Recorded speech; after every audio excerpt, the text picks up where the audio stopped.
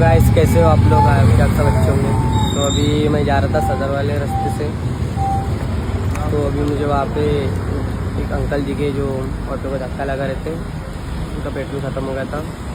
तो काका मैं दिखा सकता हूँ, वो ऑटो वाले काका है। कंटिन्यू तो हेल्प करो यार किसी की भी, मतलब ऐसा नहीं किया चला रास्ते छोटी सी अपनी छोटी सी हेल्प के कारण किसी की मतलब मेहनत कम होती है, तो करो उनकी हेल्प।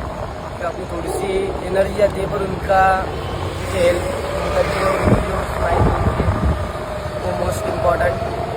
तो मैं भी जाता हूँ घर, तो मॉर्निंग की ड्यूटी है।